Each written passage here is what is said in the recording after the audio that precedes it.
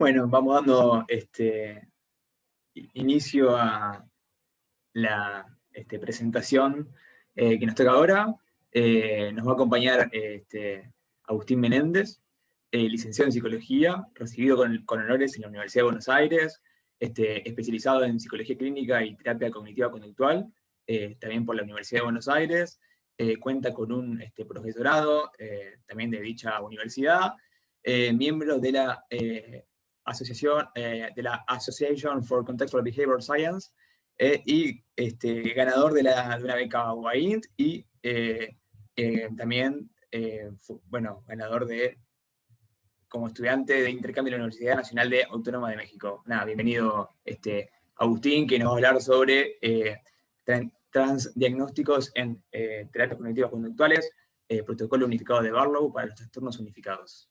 Te cedo la palabra. Buenísimo. Bueno, ¿se me escucha bien ahí? Yo te escucho perfecto, ¿eh? Perfecto. Bueno, antes que nada, muchísimas gracias por la invitación. Ya me ha tocado en su momento dar una charla para MEP, que ha sido un honor. Y también, bueno, estar acá sabiendo que lo organiza la ACP, Neurotransmitiendo, que son, sabemos, 3 organizaciones estas que se encargan de difundir las prácticas basadas en la evidencia de una forma muy comprometida, así que es un gusto para mí estar acá. Bueno, cerrando el ciclo de charlas clínicas, me parecía muy importante traer este tema, que es quizás uno de los más relevantes dentro de la práctica clínica en los próximos años, que es el abordaje de transdiagnósticos. Particularmente vamos a ver lo que es el protocolo unificado de Barlow para lo que se llama Barlow los trastornos emocionales. Entonces, para arrancar, tenemos que ver de qué estamos hablando cuando decimos transdiagnóstico. Digamos que un abordaje transdiagnóstico es diferente a lo que estamos acostumbrados habitualmente desde la terapia cognitivo-conductual estándar, que es abordar diagnósticos específicos con un protocolo en específico que pueda presentar resultados en relación a los criterios diagnósticos, valga la redundancia, que pueda cumplir una persona. Se supone que bajo un sistema categorial con el que estamos familiarizados como el DSM, una persona puede cuadrar, por ejemplo, en trastorno depresivo mayor, cumpliendo una serie de checklists, una serie de síntomas que serían como una especie de checklist, y si logramos que esos síntomas remitan, la persona dejaría de cumplir esos criterios diagnósticos, por lo cual dejaría de tener ese trastorno mental en particular. Un abordaje transdiagnóstico no está pensado justamente para ser una intervención para un diagnóstico en específico, sino que se centra en procesos psicológicos comunes que explicarían tanto la causa como el mantenimiento de diversos problemas psicológicos, ya no quedándonos con una etiqueta diagnóstica en particular. Entonces, esto supone un gran avance dentro de lo que son las terapias basadas en la evidencia, porque nos permite desarrollar tratamientos que están unificados para diagnósticos que comparten características comunes y que pueden responder a las mismas intervenciones terapéuticas. Imagínense que eso podría ahorrarnos mucho tiempo, tanto de capacitación como de tratamiento para un paciente, sabiendo que la comorbilidad es muy frecuente en la práctica clínica. Lo que vemos entonces desde la perspectiva transdiagnóstica es que hay muchos trastornos diferentes que comparten una etiología, que comparten una serie de conductas en particular, en el que se encuentra también una neurofisiología similar. O sea, dentro del funcionamiento cerebral hallamos algunas cuestiones bastante parecidas. A su vez, una de las cuestiones tan atractivas que tiene el abordaje transdiagnóstico es que es un abordaje más eficiente en este sentido, porque si logra igualar los resultados de la terapia cognitivo-conductual estándar con un abordaje que trata varios diagnósticos a la vez, podríamos suponer que en menos tiempo podemos obtener los mismos resultados e incluso más. Entonces, ya que vimos un poquito de lo que es un abordaje transdiagnóstico, ahora sí empecemos a ver un poco qué sería el protocolo unificado que propone Barlow. Una de las cosas importantes para justificar el uso del protocolo unificado es el solapamiento que existe en la sintomatología de diferentes trastornos. Una cuestión que podemos observar en esto es la siguiente. Eh, Podemos tener muchos trastornos de ansiedad diferentes. Podemos hablar de, no sé, fobia específica, de trastorno de ansiedad generalizada, de trastorno de ansiedad social, pero en estos diferentes diagnósticos podemos encontrar a su vez procesos subyacentes que están en común. En todos estos casos vamos a encontrar, por ejemplo, que hay mucha preocupación. Lo que va a cambiar es el foco donde está esa preocupación. Una persona con ansiedad social, por ejemplo, puede tener su foco dentro de la evaluación negativa que podrían hacer otras personas, mientras que una persona con trastorno de pánico, por ejemplo, puede tener el foco en relación a los propios síntomas corporales. Otra de las cuestiones que justifica el desarrollo de este protocolo es el hecho de que existe una comorbilidad pero muy elevada entre lo que son los trastornos de ansiedad y depresión, llegando hasta ser de un 75%. Entonces imagínense, una persona que cumple criterios diagnósticos para un trastorno de ansiedad tiene una probabilidad altísima de cumplir criterios diagnósticos para un trastorno depresivo y viceversa. Entonces, la evidencia lo que nos va sugiriendo, las investigaciones, es que existen vulnerabilidades en común que van a generar el desarrollo de estos trastornos que podemos conocer como ansiedad, depresión e incluso otros más. Y abordar estos procesos subyacentes que sostienen esos cuadros sería más eficiente que centrarse en el tratamiento de los síntomas. Para este tipo de abordajes, Barlow lo que va a hacer es unificar varios diagnósticos diferentes o, digamos, varias problemáticas psicológicas diferentes dentro de lo que llama trastornos emocionales. Y para su desarrollo supone una triple vulnerabilidad. Esa triple vulnerabilidad va a tener que ver con altos niveles de afecto negativo, lo que conocemos como neuroticismo, según el Five Factor Model de Eysenck, es una dimensión de personalidad, entre otras, que estaría elevado. Esta dimensión de personalidad se caracteriza por que tengamos una mayor propensión a experimentar emociones negativas de una manera frecuente e intensa. A su vez, otra de las características que hacen vulnerable a una persona a padecer un trastorno emocional es percibir la experiencia emocional como algo negativo, como algo que no debería estar ahí. Por ejemplo, podemos encontrar pensamientos del tipo: no puedo sentirme así, soy un miedoso, es insoportable sentirse ansioso, no quiero tener estas sensaciones físicas y cosas por el estilo. Entonces, ¿qué es un trastorno emocional? Un trastorno emocional abarca los principales trastornos de ansiedad y el estado de ánimo. Dentro de toda esa bolsa, Barlow lo que sostiene es, bueno, esos se llaman trastornos emocionales y comparten estas características en común. Veamos cuáles son esas características en común para poder abordarlos de manera más eficiente y no necesitar de un protocolo para cada diagnóstico y aplicar 20 tratamientos con una sola persona. Lleva ese nombre porque le otorga un rol central a las experiencias emocionales, siendo estas el desencadenante y un factor de mantenimiento principal en este tipo de trastornos. El protocolo unificado entonces lo que va a hacer es trabajar con el neuroticismo, tratando de abordar las reacciones adversas que tenemos frente a las emociones. ¿Qué pasa? Frente a las emociones, cuando reaccionamos adversamente, o sea, cuando reaccionamos de manera negativa, intentando emitir conductas de evitación, vamos a obtener un alivio a corto plazo, pero ese alivio a corto plazo lo que va a terminar generando es que a largo plazo aumente la probabilidad de tener esas emociones de manera más intensa. Y a su vez va a reforzar las conductas evitativas, con lo que conocemos como refuerzo negativo. Si yo intento escapar de una sensación que me genera cierto malestar, va a haber más probabilidad de que vuelva a repetir esa conducta de escape en el futuro. Entonces, pensemos un poquito las ventajas que supondría aplicar un protocolo de este tipo y a su vez los estudios de eficacia que se fueron realizando al respecto. Eh, una de las cuestiones importantes a la hora de investigar lo que es el protocolo unificado es compararlo con tratamientos que están ya diseñados para un trastorno en particular, lo que conoce como protocolos establecidos para un trastorno individual. Esos protocolos no están diseñados para abordar comorbilidad, están diseñados para un diagnóstico. Tengo un protocolo para trastorno depresivo mayor, otro protocolo para trastorno de ansiedad social, por ejemplo. El protocolo unificado está diseñado para abordar simultáneamente diferentes diagnósticos, centrándose entonces en los procesos nucleares que mantienen los síntomas.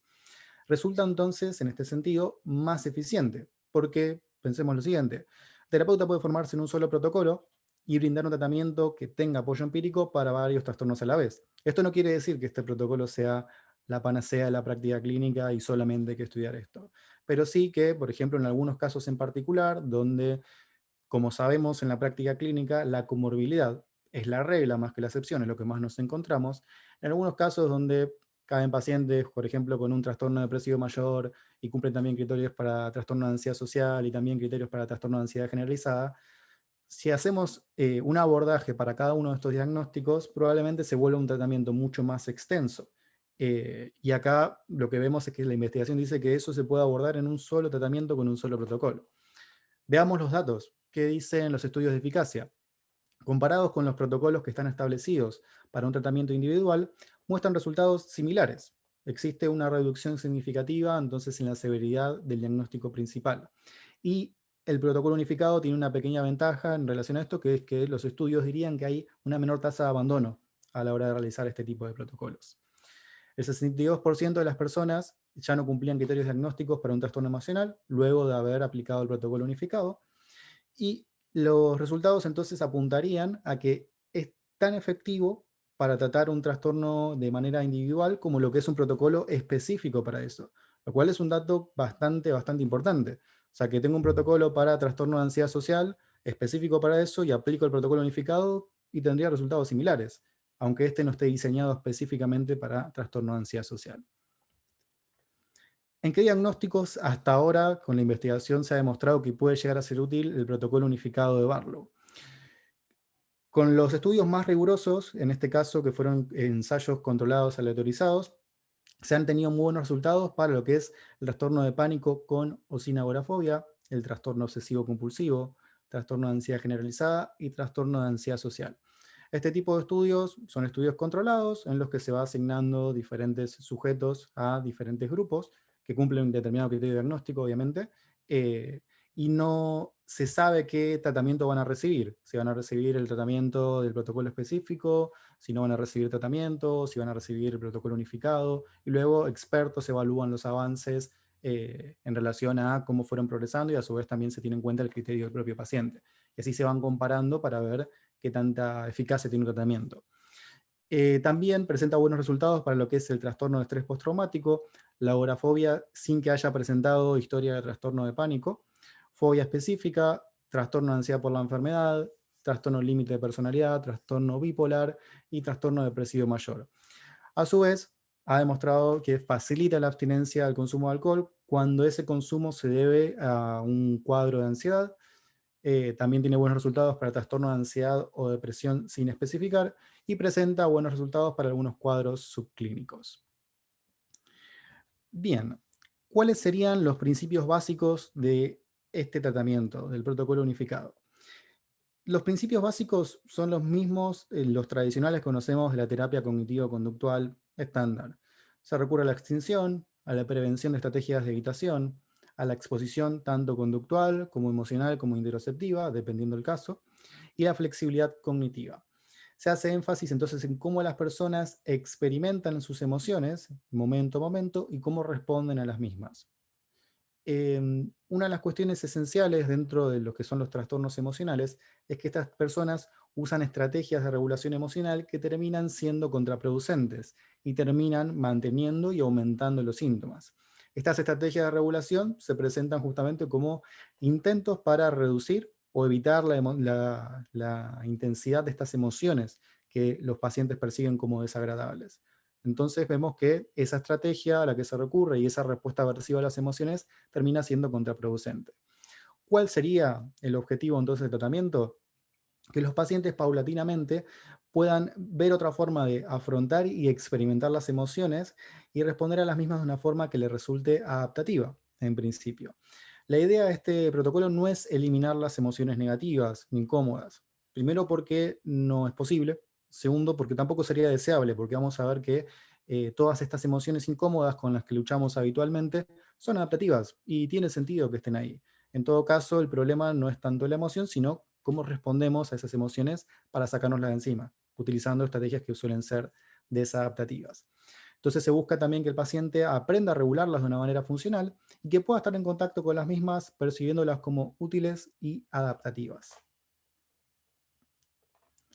Veamos entonces un poco a grandes rasgos cómo se estructuraría este tratamiento.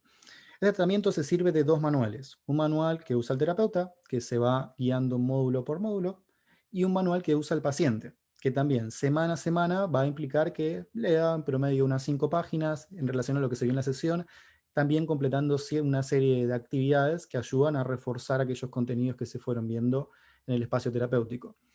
La duración aproximada de todo el protocolo es de 12 a 16 sesiones, que se van dividiendo en 8 módulos de tratamiento. Los módulos se sustentan en lo que conocemos como el modelo de los 3 componentes de las emociones. ¿Qué quiere decir esto? Consigue que las emociones están compuestas por las sensaciones físicas que generan, las cogniciones que van activando y las conductas o impulsos conductuales. Entonces siempre vamos a ver a las emociones en esta tríada a la hora de pensarlas. Y antes de los módulos se realiza lo que llamamos una evaluación funcional y se introduce a la persona al tratamiento. A grandes rasgos les presento los módulos del protocolo unificado. Una vez que hicimos una buena evaluación funcional y presentamos el tratamiento al paciente, vamos a recorrer estos 8 módulos. Número 1, se establecen objetivos y se fomenta la motivación, recurriendo a estrategias de la entrevista motivacional de Miller y Rolnick para poder mantener cierta adherencia y compromiso con el tratamiento. Pues es un tratamiento breve, pero que requiere como una cierta regularidad en las actividades que hay entre sesiones. Por eso es muy importante trabajar la motivación antes de arrancar. Módulo 2, comprendiendo las emociones, donde se recurren a ciertas estrategias psicoeducativas para que el paciente aprenda a monitorear sus emociones, que aprenda qué utilidad tienen, en qué momentos pueden ser funcionales y demás. Los módulos que están en negrita, que son los módulos del 3 al 7, son los que se trabajan justamente, en los que se trabajan justamente los procesos problemáticos que habría como procesos subyacentes que sostienen los trastornos emocionales, y donde se trabajan las principales habilidades de este protocolo. Módulo 3, dentro de estos 5 módulos de habilidades terapéuticas, se trabaja con lo que se llama conciencia emocional plena. Módulo 4, con la flexibilidad cognitiva. Número 5, oponerse a las conductas emocionales, las conductas más impulsivas en respuesta a una emoción. El módulo 6, a comprender y afrontar las sensaciones físicas que tiene una persona. Y número 7, exposiciones emocionales. Una vez que se recorren esos módulos, como en todo tratamiento, todo llega a su fin, al menos en los tratamientos basados en la evidencia, se reconocen los logros que se han adquirido y se mira hacia el futuro. Se ve qué otros objetivos a largo plazo puede perseguir esta persona, este paciente, por su cuenta. Entonces, ahora lo que vamos a hacer es ir recorriendo módulo por módulo y viendo cómo se aborda dentro de un espacio psicoterapéutico. Entonces, antes de arrancar el tratamiento, realizamos lo que es una evaluación funcional y la introducción al tratamiento. Cuestión básica en toda buena entrevista clínica, cuando un paciente acude a sesión, es indagar el motivo de consulta. Consultar qué es lo que lo trae al paciente ahí, qué problemáticas está teniendo en su día a día, cómo está afectando su problemática, su vida cotidiana, sus diferentes áreas vitales. Luego de eso se presentan los fundamentos del tratamiento. ¿Cuáles son los fundamentos del tratamiento que vamos a presentarle al paciente? Número 1, vamos a hablar de la comorbilidad. O sea, este tipo de pacientes, este tipo de protocolos los vamos a tratar de implementar en su mayoría con pacientes que veamos que cumplen más un criterio diagnóstico. Entonces, lo que vamos a presentar es que es muy frecuente la comorbilidad, que es muy normal que una persona cumpla más de un criterio diagnóstico y que por eso este tipo de protocolo puede beneficiarlo porque trataríamos todos esos diagnósticos al mismo tiempo.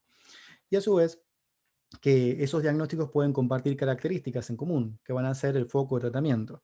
Y vamos a darle ese nombre de trastornos emocionales a todo el grupo de características, de procesos psicológicos que producen problemas que podemos catalogar bajo este nombre.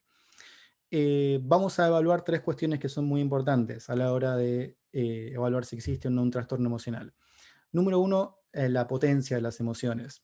Lo que se observa es que las personas con trastornos emocionales tienen emociones que son más intensas y más frecuentes, de una forma más enérgica, y que reaccionan de manera negativa a esas emociones, intentando sacárselas de encima y recurriendo a conductas evitativas.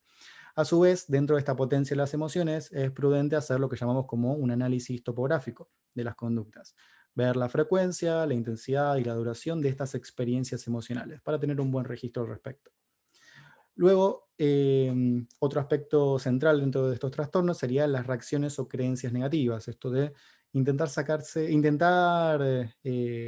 no estar en contacto con esa experiencia, concebirlas como que están mal que estén ahí. Odio estas sensaciones, no debería sentirme así.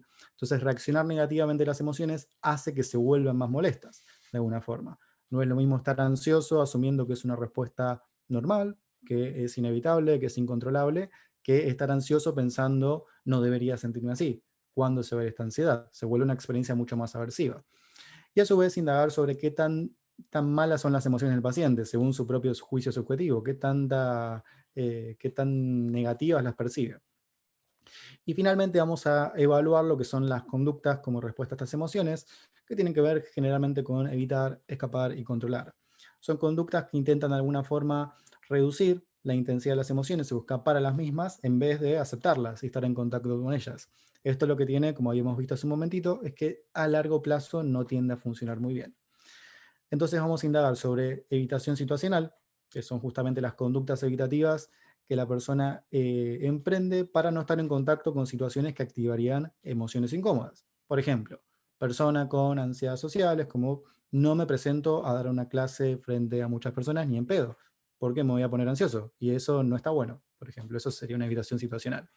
Conductas guiadas por la emoción, esas conductas más impulsivas que uno hace cuando está bajo un estado emocional en particular, en definitiva. Conductas sutiles de evitación, que son como menos percibibles, por ejemplo, no sé, conducta sutil de evitación de una persona con trastorno de pánico es no tomo café, porque me va a empezar a latir rápido el corazón. Una persona con ansiedad social es no mantengo contacto visual, miro hacia el piso y mantengo un tono de voz bajo, por ejemplo. Conductas de evitación cognitiva, que tienen más que ver con las conductas de distracciones. Hoy tuve un día de mierda, me voy a encerrar a ver la tele, voy a poner una maratón de Netflix y voy a tratar de no pensar en nada. O estoy muy triste, voy a tirarme a dormir, voy a dormir una siesta para que el día se me pase más rápido. Esas son estrategias de evitación cognitiva. Y finalmente, conductas de seguridad, que son conductas que funcionan a modo de chalecos salvavidas, con las cuales las personas se exponen, pero es como que se exponen a medias. O sea, están en el contexto que les genera ansiedad, en una situación que les genera ansiedad, pero con determinadas medidas que le hacen sentir un poquito más de dominio sobre la situación. Lo que vemos que las conductas de seguridad en realidad no aportan ningún dominio, simplemente nos dan la sensación de seguridad. Es como una persona con ataques de pánico que lleva una benzodiazepina en el bolsillo, por si las dudas. Es como si me agarro un ataque de pánico, tengo esto. Eso es una conducta de seguridad. Y lo que tiene es que dificulta el aprendizaje, porque dificulta que la persona esté en contacto con que si no la tuviera no pasaría nada tampoco, en definitiva.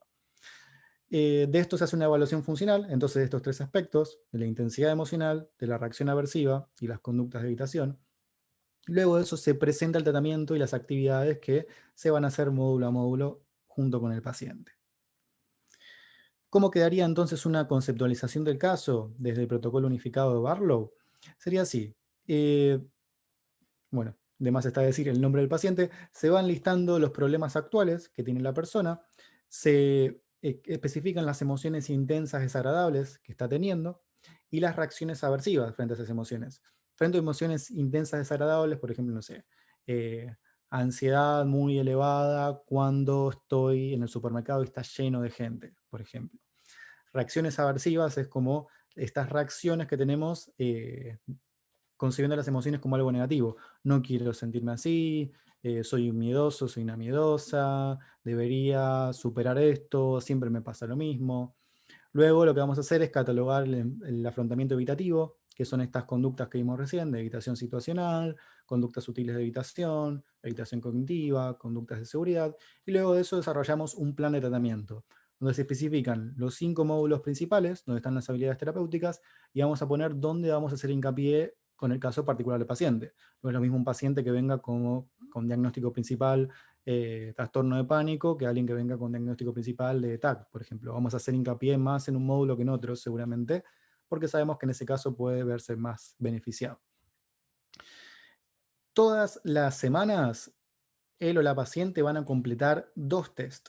Sí o sí, todas las semanas van a completar 2 test que son muy breves. Acá solamente puse uno porque no me daba el espacio del Power y tampoco tenía mucho sentido para agregarlo acá, pero es para que tengan una noción al respecto.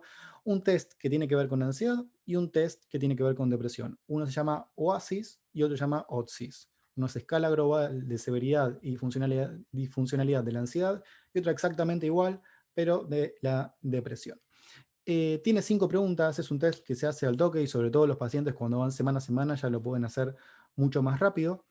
El formato es de escala Likert, donde se puntúa de 0, donde no sintió nada, a 4, o sea, sería como el puntaje máximo, o sea, una activación extrema en relación a la pregunta. Entonces, en relación a ansiedad, por ejemplo, se pregunta la semana pasada, ¿qué tan seguido te sentiste ansioso?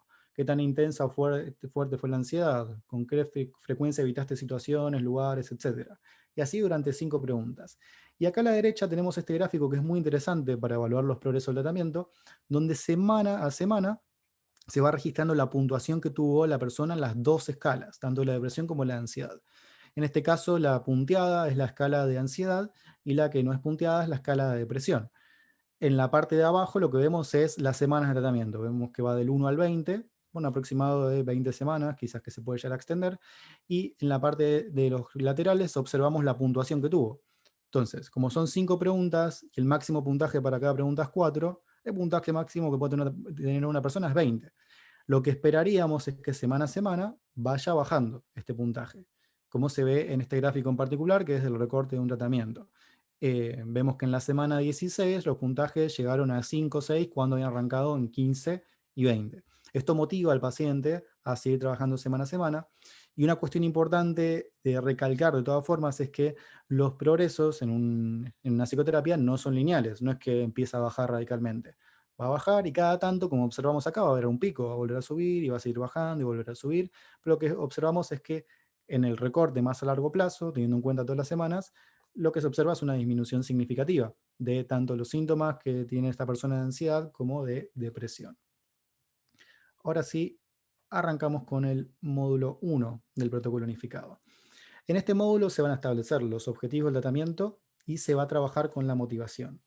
Dentro de la motivación, lo que se va a recalcar es que una motivación elevada es predictora de buenos resultados en todo tratamiento, no solo en el protocolo unificado. En una psicoterapia tenemos que tener en cuenta esto. Motivación es fundamental para generar adherencia tanto al tratamiento como a las técnicas que se van trabajando y demás, y es predictora de buenos resultados.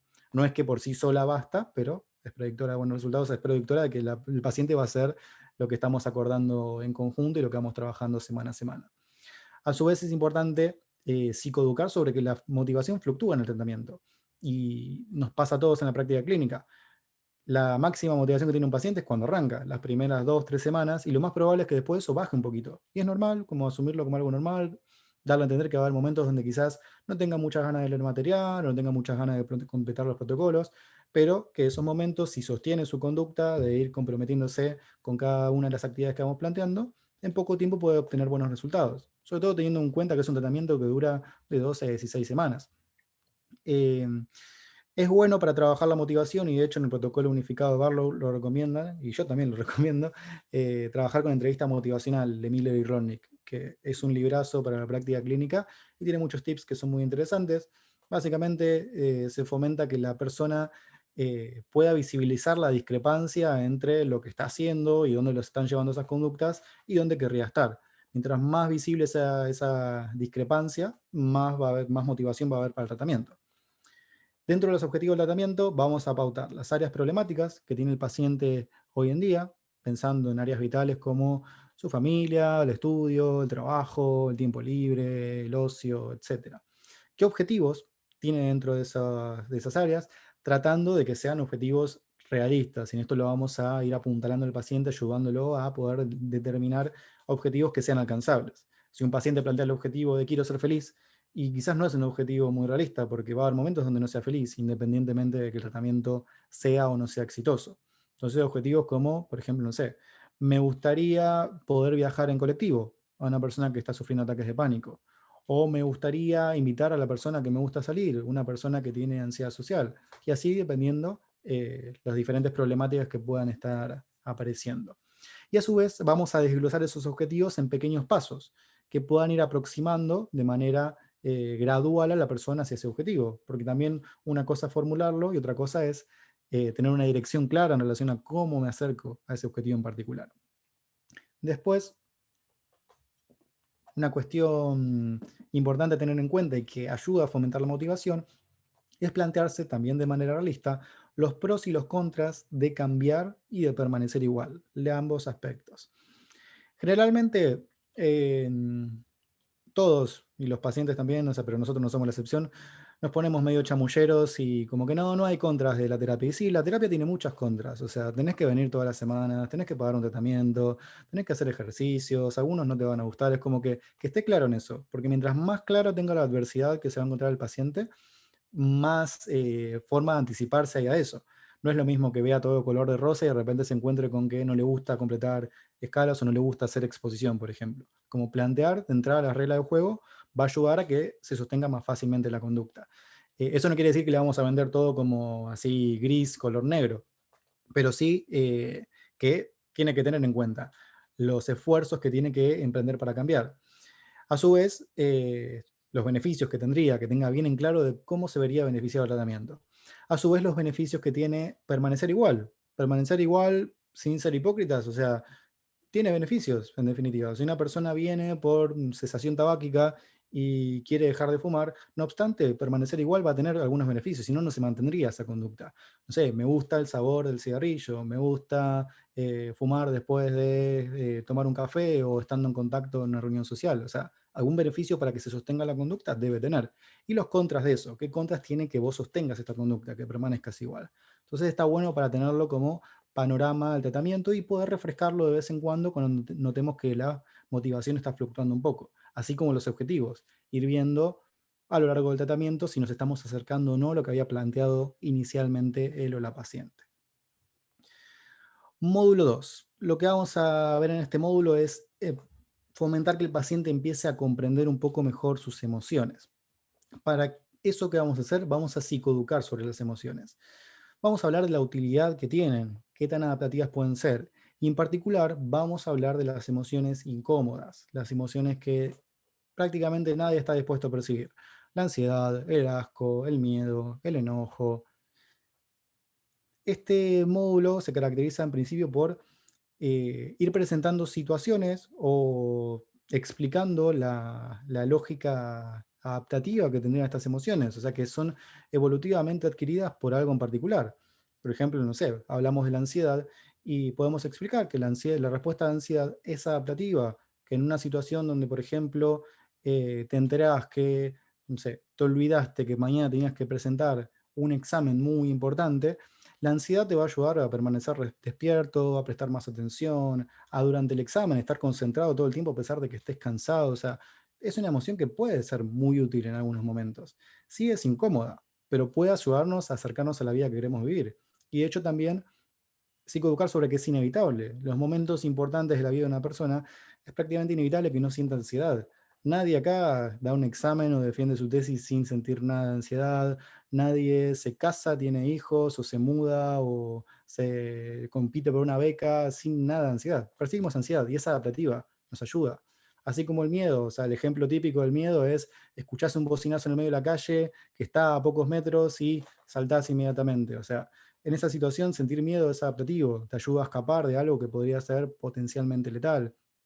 O la ira, ahí ponen un buen ejemplo que sería justamente qué pasa cuando tenemos problemas con una compañía telefónica, por ejemplo. Te llaman de, no sé, no quiero tirar nombres, pero compañía X y te dicen, te vamos a aumentar 800 pesos porque sí. Y atravesar esa situación de una manera serena no es quizás lo más adaptativo.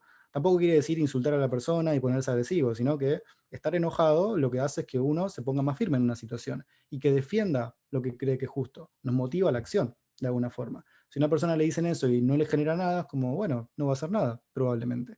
Y le van a estar avasallando en alguna situación donde no sería adaptativo que así sea. Entonces, vamos a ir emoción por emoción, psicoeducando y viendo también en el paciente en qué momento le fue útil. Porque a veces, o sea, a veces no, es muy frecuente que los pacientes caigan diciendo, no quiero tener ansiedad, no quiero tener miedo, no quiero tener angustia. Y es como, bueno, o sea, la única forma de que hagamos eso es que te abramos el cerebro, hagamos una ablación experimental, te quitemos algunas áreas asociadas a eso. No sería lo más ético, tampoco sería lo más funcional a largo plazo. Sí, lo que buscaríamos es que aprendas a convivir con esas emociones que son humanas, en todo caso y que empecemos a ver qué cosas hacen que se vuelvan más intensas, que son justamente las conductas evitativas. Spoiler. Em, entonces, ¿qué utilidad tienen las emociones? Nos van a alertar de sucesos tanto internos como externos y nos van a movilizar a actuar en muchas situaciones, que nos quedaríamos quizás sin hacer nada al respecto. Explicamos entonces esta funcionalidad y vamos indagando con el paciente. ¿Recordás alguna situación en la que una emoción desagradable te haya sido de ayuda de alguna forma? Y lo que fomentamos es la idea es que buscamos en esta línea tolerar mejor las emociones desagradables y responder de manera más adaptativa a las experiencias emocionales que resultan intensas. A su vez, vamos a explicar un poco cómo funciona esto del triple componente de la experiencia emocional. Este triple componente se va a basar en lo siguiente. Nosotros cuando tenemos experiencias emocionales, en general cuando son intensas es como si nos nubláramos, como si tuviéramos como una nube emocional adelante que nos impide vincularnos de forma adaptativa con la realidad. Y lo que hacemos es actuar para sacárnoslo de encima, cuando tenemos mucha ansiedad, cuando tenemos mucho miedo. Entonces, la forma de despejar esa nube, entre comillas, desde este tipo de abordajes, es ver de qué está compuesta esa emoción. Y a grandes rasgos vamos a ver que está compuesta por cogniciones, por sensaciones físicas y por conductas o por impulsos conductuales.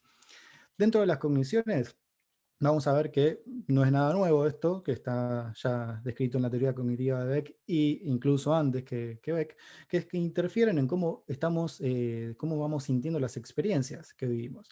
Entonces, identificar pensamientos en situaciones emocionales intensas puede ayudar a despejar un poco estas nubes. Las sensaciones físicas, ¿qué pasa en el cuerpo?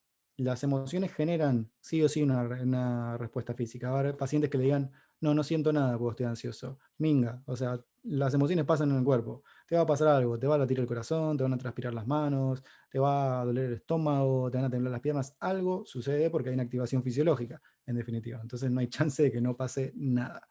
Si un paciente dice nada, lo más probable es que justamente esté acá, en los pensamientos. Es algo muy típico en trastorno de ansiedad generalizada, la lexitimia, esto como la incapacidad de percibir qué es lo que está pasando por una desconexión, o sea, no porque no esté pasando, sino por falta de atención en eso que sucede ahí.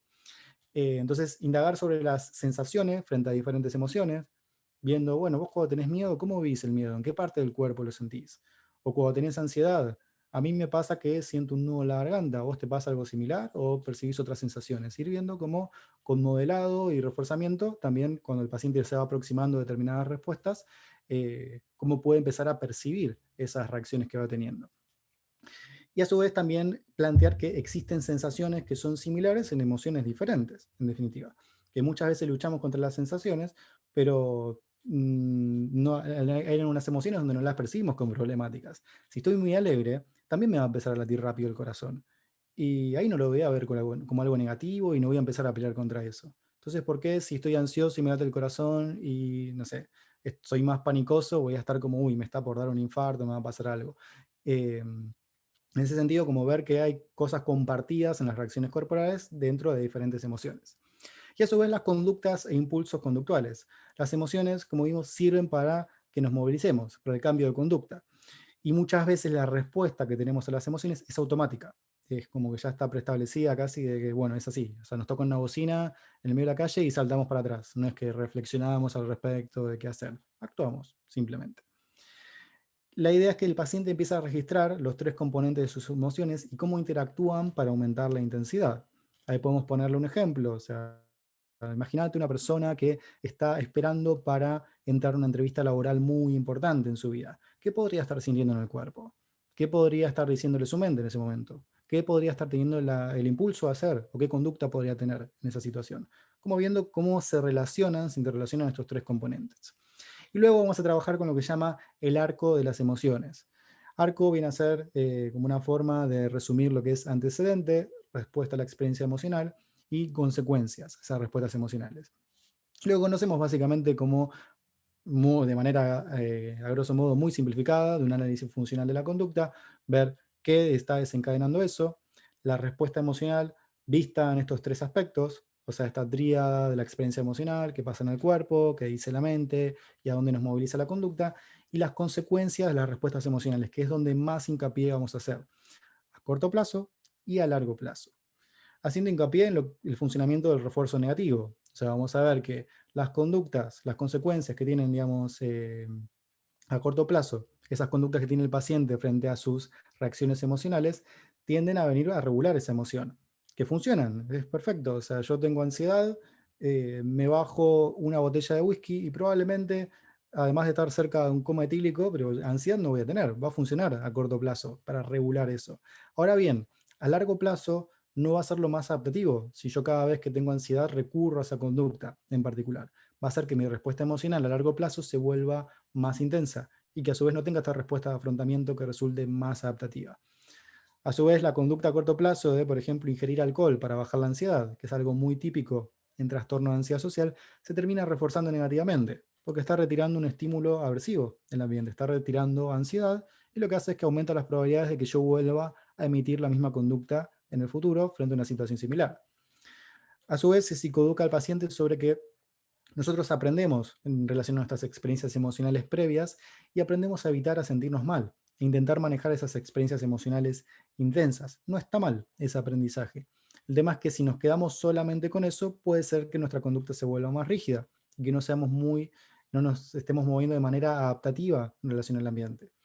Eh, un ejemplo típico, si pensamos como en el reino animal, es un conejo que está transitando por un bosque y justo atrás de un árbol o atrás de una piedra en particular sale un lobo, un depredador, e intenta atacarlo. Obviamente el conejo va a emitir una conducta de huida y va a generar un aprendizaje esa experiencia. La próxima vez que vaya por el mismo lugar va a tender a evitar ese lugar. Ahora, eso no está mal. El problema sería si pasan 20 años, que probablemente, bueno, el conejo igual ya se murió también en 20 años, pero imaginemos que el conejo tuviera vida eterna y pasan 20 años y ese lobo ya no está ahí y seguimos evitando ese lugar. Entonces ahí también es cuando se va a volver problemático. A veces aprender a evitar determinadas cosas, la evitación no siempre es negativa. El problema es cuando la evitación nos aleja de lo que queremos vivir. Y además termina siendo contraproducente y aumentando la intensidad emocional. Módulo 3, conciencia emocional plena. Yo siempre digo cuando hablamos así de temáticas medio mindfulness, hay que venderlo muy bien. Depende con qué tipo de paciente. Hay pacientes que le decís conciencia emocional plena y van a estar encantados de hacer este tipo de prácticas, y pacientes que lo primero que van a pensar es qué es esta cosa hippie que me querés vender. Entonces es como hay que explicar el funcionamiento porque tiene un correlato científico, obviamente, de qué efectos tiene a nivel cerebral la práctica de la conciencia plena. A mí me gusta más llamarlo como entrenamiento atencional. Suena un poquito como más serio, y es entrenamiento atencional igual. Trabajamos con esa función ejecutiva. Se trabajan otras cosas también igual. Y este nombre vende. Conciencia emocional plena es como así muy New Age y hay mucha gente que le gusta. Entonces, ¿de qué va este módulo? De centrarse en el presente sin juzgar la experiencia emocional, la típica premisa de mindfulness, y observar de modo objetivo. Lo que fomenta es que cambia la forma en la que respondemos a estas emociones. No es lo mismo estar en contacto con la ansiedad pensando qué experiencia de mierda, no quiero sentir esto, ojalá se me vaya pronto, soy un miedoso, soy un fracasado, a notar. Estoy notando en este momento que me está latiendo el corazón. Estoy notando en este momento que mi mente me está diciendo, no sé, te vas a desmayar, te va a pasar esto, o te va a dar un ataque de pánico, por ejemplo. Dentro de la psicoeducación en relación a la conciencia emocional plena, vamos a hablar de la conciencia sin juzgar, que es, solemos responder a las emociones incómodas de una manera crítica, que es esto que decía recién, no quiero sentir esto, esta emoción es una cagada, ojalá se vaya pronto, y a su vez, lo que se fomenta en la conciencia sin juzgar es tomar la experiencia emocional tal cual es, de una forma más bien contemplativa, observándola sin evaluarla y sin reaccionar impulsivamente a la misma. No es tengo ansiedad y hago algo para sacarme la ansiedad, es como estoy notando que tengo ansiedad en este momento, estar darle espacio a eso. Y a su vez, conciencia emocional centrada en el momento presente. Las reacciones emocionales aparecen cuando nuestra mente está en el pasado o en el futuro, perdiendo contacto con el momento presente. Imagínense lo siguiente. Una persona que está saliendo con su pareja, está conduciendo, está manejando hacia un restaurante. Y empiezan a visitarlo los pensamientos de, yo recuerdo que en ese restaurante no había estacionamiento. Y sé que como no hay estacionamiento voy a tener que manejar muy lejos, en un lugar donde no me gusta y hay un trapito que me cae mal encima y es muy oscuro y seguro me roban. Mientras va manejando, va pensando eso. Su corazón empieza a latir, esos pensamientos se incrementan, empieza a tener el impulso conductual de acelerar para llegar más rápido por si pierde el lugar. Y hay una cosa muy importante que es, ¿está siendo adaptativa esa emoción en ese momento? Y la realidad es que esa persona no va a saber qué sucede hasta que llega al lugar. Capaz que llega y hay un estacionamiento y todo lo que sintió y todo lo que pensó y todo lo que maquinó fue completamente al pedo. Entonces, una de las cuestiones importantes de centrarse en el presente es ver si la emoción que estamos sintiendo en el momento es congruente con lo que está pasando en el momento, justamente. Sentir ansiedad cuando está manejando en una calle vacía donde no hay nadie, pensando en el potencial escenario aversivo, no es muy adaptativo. En definitiva, no lo estaba preparando para adaptarse a la situación que está pasando ahí. lo está anticipando de algo que podría pasar como podría no pasar. Entonces, por eso se refiere centrarse al presente, estar más conectado con lo que está pasando y ver si la respuesta emocional que tenemos es congruente con lo que sucede o no. Para eso vamos a recurrir a 3 ejercicios. Este módulo es muy interesante con los ejercicios, son muy entretenidos y los pacientes se suelen enganchar. Si lo vendemos bien es como una forma amena de trabajar esto. Número 1, meditación de conciencia emocional plena. Es un ejercicio introductorio, suponemos que la mayoría de los pacientes no realizó prácticas de meditación, de conciencia plena, entrenamiento atencional previo al tratamiento. Por lo cual vamos a introducirlo de una manera más light, que es cerrar los ojos, centrarse en la respiración y empezar a monitorear lo que está sucediendo en sus pensamientos, en las sensaciones físicas y en los impulsos que está teniendo. En todos estos casos, de una manera contemplativa, sin juzgar la experiencia. O sea, guiándolo de nota que hay en tu mente, si algún pensamiento te está distrayendo y hay algo que quieras resolver, vuelve a centrarte en el presente, recordar que los pensamientos no son hechos, son simplemente fenómenos cognitivos automáticos, o sea, centrando a la persona constantemente en el presente. Lo mismo con las sensaciones físicas, como notar sin intentar cambiar nada. Si el paciente o la paciente nota algo incómodo, es como, bueno, nótalo, déjalo, haz el espacio, simplemente contempla, sin evaluar si te gusta o no te gusta la experiencia, sin ver si querés o no querés cambiarla, notando qué es lo que hay ahí. Y lo mismo con las conductas.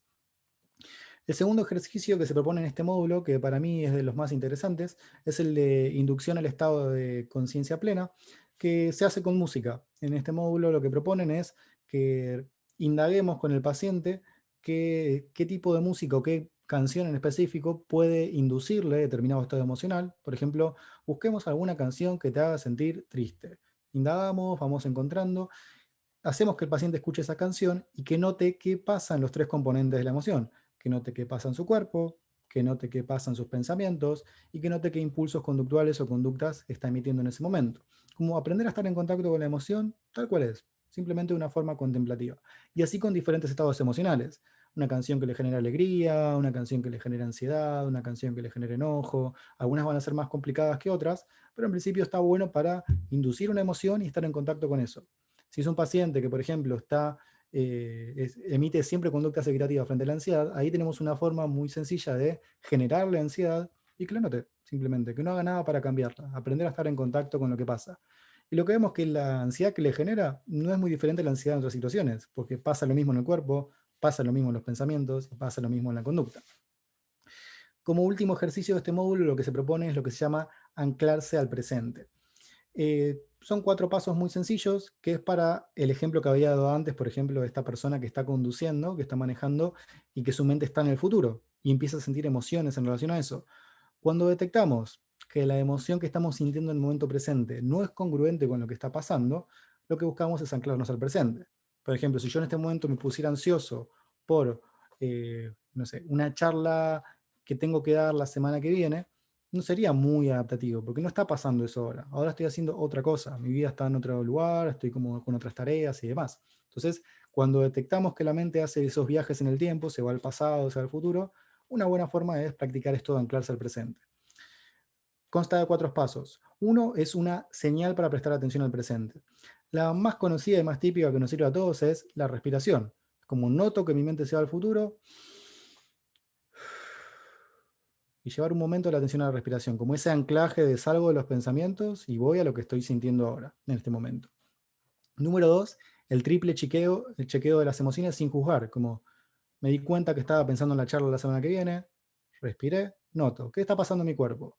Noto que me late el corazón y me transpiran las manos. ¿Qué está pasando en mi mente? Mi mente me está diciendo no vas a llegar, te va a salir súper mal, bla, bla, bla. ¿Qué tenés el impulso a hacer? Tengo el impulso de levantarme y ponerme a terminarla en este momento, por ejemplo. Ese sería como el triple chequeo. Paso número 3, evaluar si esa emoción está siendo congruente con el momento presente, si me es funcional. Sentir ansiedad en este momento va a hacer que, no sé, termine más rápido esta charla, va a hacer que pueda resolverlo de una mejor manera. Y la verdad es que no. Entonces, en ese punto pasamos al cuarto paso, que tiene que ver con ajustar la respuesta que estoy teniendo para que sea más consistente con el momento presente. Es como, bueno, voy a volver a prestar atención a lo que estoy haciendo acá y ahora. Esa emoción, o sea, irme al futuro ahora no me va a ayudar para nada. Esos 4 pasos nos ayudan de a poquito, o sea, no es que hacen que nos quedemos estancados ahí, porque la mente va a volver a irse, pero de a poquito nos ayudan a volver, cuando la mente se está yendo en esos viajes en el tiempo. Veamos ahora el módulo 4, que tiene que ver con la flexibilidad cognitiva. La flexibilidad cognitiva tiene que ver con aprender a lidiar con esos pensamientos automáticos que todos tenemos, que son negativos. ¿Cuál es la importancia de los pensamientos? Van a determinar cómo nos sentimos, o sea, qué emociones vamos a percibir en una situación, y viceversa, también las emociones que tenemos van a determinar cómo sentimos.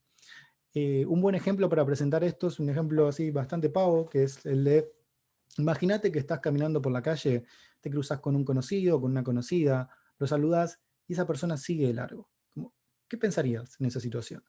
Probablemente un paciente con trastorno emocional, lo primero que responda va a ser algo negativo, como me ignoró, porque no me quiere ver, porque soy una fracasada, porque soy un fracasado, por ejemplo. ¿Y cómo te haría sentir eso? Y me haría sentir angustiado o enojado, me haría sentir esto, esto, otro, como que vean el impacto que tiene la interpretación de una situación en las emociones. A su vez también que vea qué pasaría si la interpretación fuera otra, como qué otra interpretación posible puede haber. Y puede ser que no me haya reconocido. Ok, ¿cómo te sentirías con ese pensamiento? Probablemente la emoción sea neutra, no genere nada. Que vea que una misma situación, con dos interpretaciones diferentes, genera emociones diferentes. Y viceversa en el siguiente sentido. Ponerle el ejemplo de qué pasaría en la misma escena, pero si ese día, un ratito antes, te enteraste que acabas de ganar el Kini y sos multimillonario, y estás súper alegre, eufórico y demás, y lo más probable es que vas a pensar como, bueno, no me vio. Y al revés, si tuviste un día muy, muy, muy triste, te acaban de echar del laburo, desaprobaste un examen, te peleaste con tu pareja, ¿cómo interpretarías esa situación? Y lo más probable es tener una propensión así a interpretarla de manera más negativa. Pensando en los patrones de los pensamientos automáticos. Existen muchas formas de interpretar una misma situación. Premisa básica de la terapia cognitivo-conductual, los pensamientos como hipótesis. La mente funciona como un filtro que es eficiente y rápido, o sea, es automático. Veo una situación y yo no decido qué pienso ahí automáticamente, aparece ese pensamiento. ¿Qué se propone con esto para que se entienda un poco mejor? Es lo que llaman el ejercicio de la escena ambigua. Se le presenta al paciente la imagen de una escena, en este caso es una escena de una persona que está en una camilla de hospital y dos personas que se ven como abrazándose, que es medio ambigua, no se entiende bien qué está pasando, y se le pide que interprete la situación. Lo que primero que suele interpretar una persona con trastorno emocional es algo negativo. Es como, bueno, son dos personas que se están abrazando porque se acaban de enterar que el paciente va a morir, un familiar, por ejemplo. Eh, y que vea cómo funciona la mente, que automáticamente se va a lo negativo. Una vez que nota eso, lo que hacemos es que evalúe si hay otras interpretaciones posibles a la situación. Y en general, casi sin ayuda, el paciente puede empezar a detectar como, bueno, también podría ser que le acaban de notificar que va a recibir un trasplante que estaba esperándose mucho, o se están abrazando porque están contentos porque le acaban de dar el alta, o quizás y así diferentes interpretaciones de una misma situación que es una escena ambigua. Temas que en esta escena ambigua la mente tiende a ver el escenario más negativo de eso, de manera automática. Entonces, estos trastornos emocionales van a tener ese sesgo. Esto es lo que conocemos como errores de pensamiento, que tienen un montonazo de nombres diferentes, errores, sesgos, bla, bla, bla. ¿Qué van a hacer estos errores? Son distorsiones de manera sistemática que nos impiden ver interpretaciones más realistas. Distorsiones, todos distorsionamos la realidad. Los pensamientos, como son una mera representación, no son un fiel reflejo. Un sesgo entonces viene a ser una distorsión, pero que va de manera sistemática en una misma dirección. Entonces, siempre interpreto de manera negativa este suceso. O sea, cada vez que me late el corazón rápido, la interpretación automática que tengo es me va a dar un infarto y me voy a morir, por ejemplo. Eso es como un sesgo en particular. Esto puede incrementar la intensidad de las emociones negativas y generan como un círculo vicioso. Esto lo vemos muy, muy patente en los trastornos de pánico.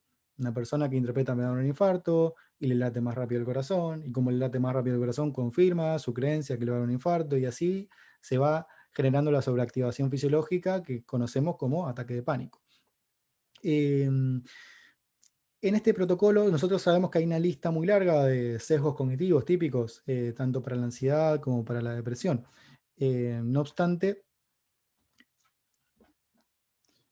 lo que tenemos en relación a este tipo de sesgos es dos centrales, que es sobreestimar las probabilidades y pensar lo peor o catastrofizar, que son los que presenta Barlow.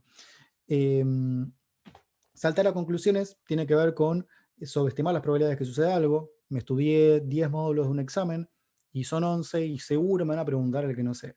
Y catastrofizar tiene que ver con imaginar el peor escenario posible.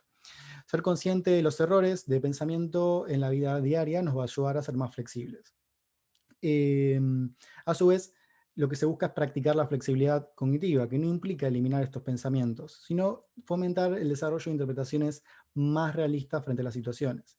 Hay preguntas que pueden guiar al paciente a modo de reestructuración cognitiva, que pueden ser como, ¿podría haber otras explicaciones a esto? ¿Qué pasaría si sucede esta situación? Etcétera. Bien. El quinto módulo, y voy metiéndole pata porque me avisan por cucaracha que cortamos en unos minutos. El quinto módulo tiene que ver con oponerse a las conductas emocionales. Se presenta que son las conductas emocionales, que tienen que ver con aquellas que son más impulsivas, que están mentalmente programadas y que en algunos momentos pueden ser adaptativas y en otros no.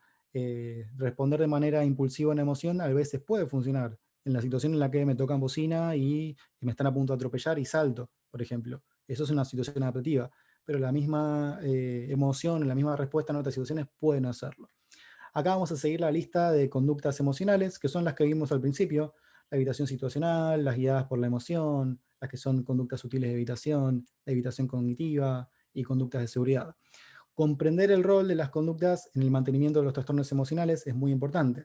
Estas conductas se aprenden y se refuerzan, y eso explica por qué las seguimos haciendo a pesar de que sean contraproducentes.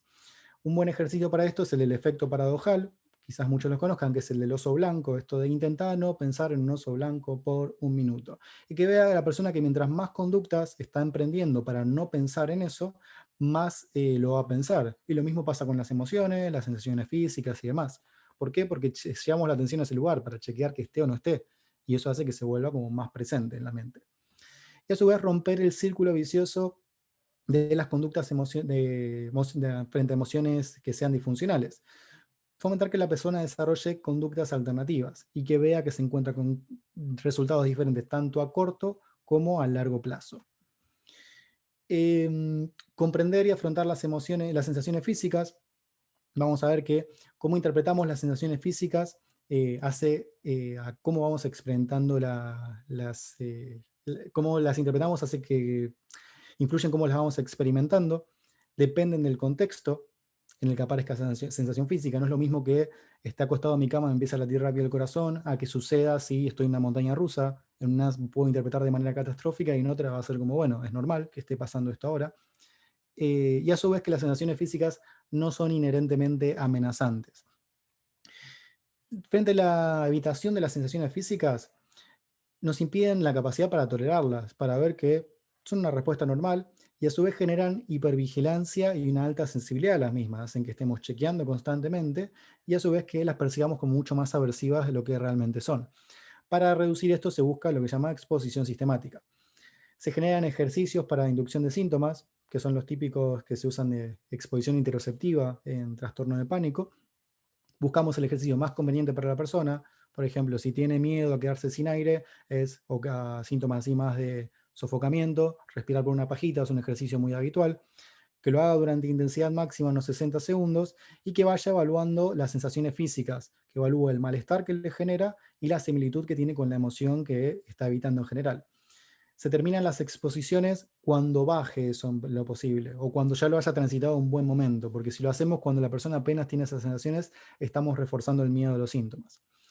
Estas exposiciones se realizan de manera repetida, buscando violar las expectativas que tiene la persona en relación a qué va a pasarle. Si respiro por una pajita, si me siento sofocado, me voy a desmayar y me voy a morir. Por ejemplo, voy a tener un paro cardiorrespiratorio. Esa es una interpretación catastrófica y lo hacemos exponerse a eso para que vea que no sucede, justamente. Se hace de forma repetida, sin descansos entre repetición y repetición, más que para tomar registros. Se continúa hasta que la persona deje de esperar las consecuencias temidas. Por eso cada tanto se le va preguntando qué tanta expectativa tiene de que suceda eso. Y es posible que no disminuya el malestar, de que en ese caso no es un problema. O sea, la idea es que la persona igual aprenda a estar en contacto con eso. Y si disminuye, hacemos que disminuya en una percepción de un 3 máximo, de un 3 de 10. Después, exposiciones emocionales. Dentro de las exposiciones emocionales, que ya es el anteúltimo módulo, ya vamos cerrando con eso, son exposiciones a estímulos internos y externos que pueden llegar a reproducir reacciones fuertes e intensas. Este es como el módulo central del entrenamiento, donde se aplican todas las habilidades. Es la parte más difícil y la más útil, a su vez, dentro del tratamiento. se van desarrollando entonces estas exposiciones a todo el combo de las emociones, aplicando todas las habilidades que ya se vieron en los módulos anteriores. Entonces, se practican primero en la sesión, se van llevando, en realidad se fomenta lo que es una jerarquía de exposición emocional, y se van llevando a situaciones, a imaginación de la situación en particular y a sensaciones físicas.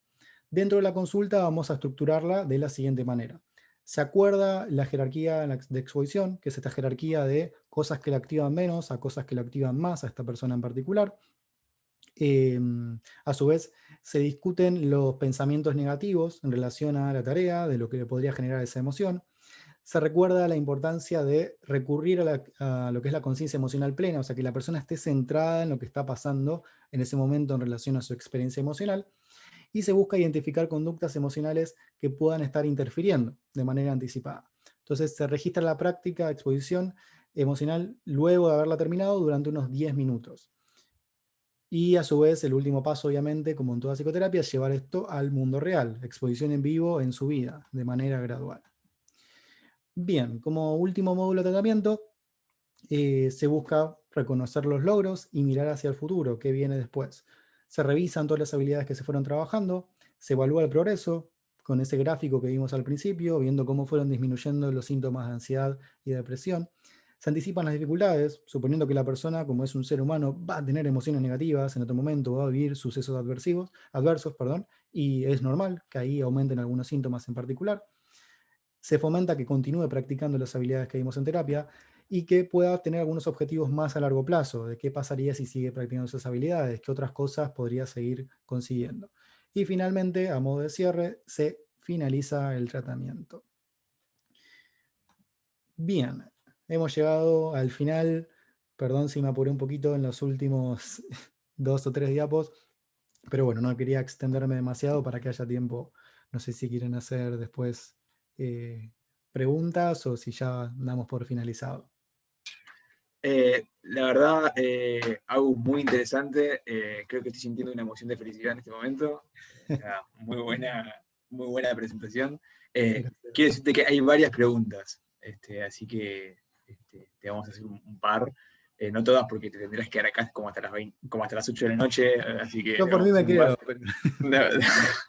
Pero... Voy a seleccionar un par, a ver. Pregunta número 1. Dice, ¿cuál es el nombre del libro del protocolo? ¿Se encuentra en español? ¿Hay información sobre el mismo en Argentina? Gracias. Muy, Esa muy es buena pregunta. Mira, justo tengo acá el librito en español en mano, la última edición, recién salida del horno. El libro se llama Protocolo Unificado para el Tratamiento Transdiagnóstico de los Trastornos Emocionales. Este que tengo yo acá es el manual del terapeuta.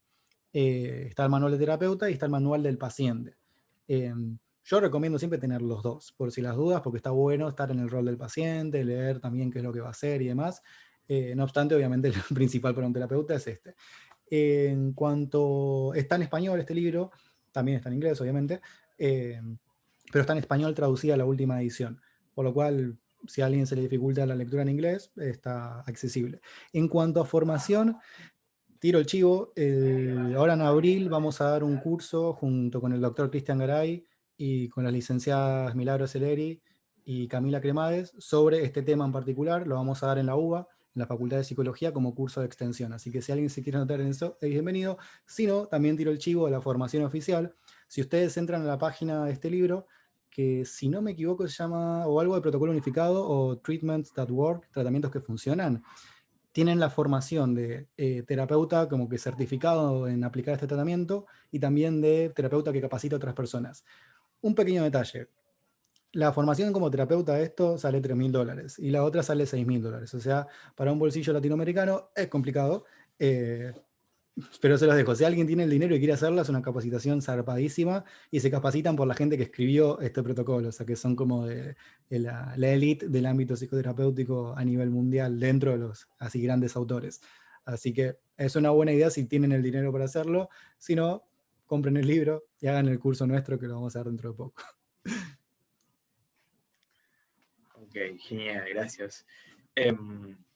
Otra pregunta dice, ¿qué relación tiene el protocolo con los intentos de crear dimensiones diagnósticas en vez de categorías? No es que tiene una relación directa, o sea, en relación a la investigación, en crear como dimensiones diagnósticas, pero sí viene como respuesta a eso. Nosotros sabemos, como clínicos en su mayoría, que el DSM es un sistema que tiene un montonazo de fallas, o sea, es muy útil para muchas cosas, para investigación, para epidemiología y demás, pero es un sistema con muchas fallas.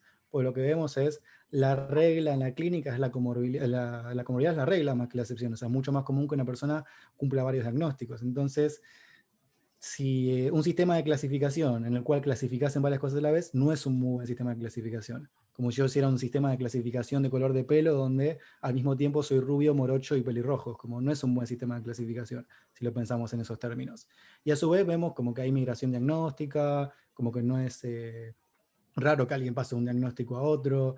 Hay un montonazo de cosas que podemos llegar a criticar del DSM. Incluso dentro de un mismo criterio diagnóstico encontramos cuadros completamente diferentes.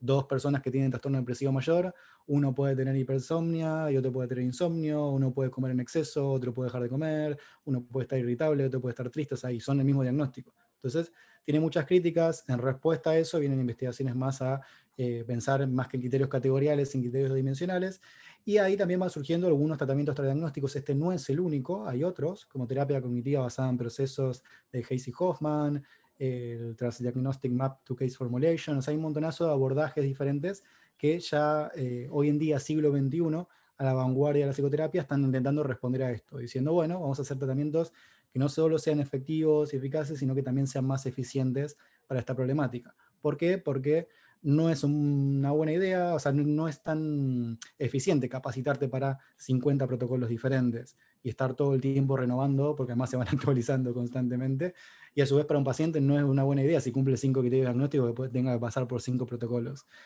Así también un tratamiento basado en la evidencia lo tenemos 5 años de terapia y no es la idea. Si tenemos algo que trabaje los procesos subyacentes, como este protocolo, puede ser una buena idea para cuando hay más de un diagnóstico. Esto, digamos, no es que está directamente vinculado, pero viene a responder a esa problemática más bien teórica de los sistemas de clasificación diagnóstica.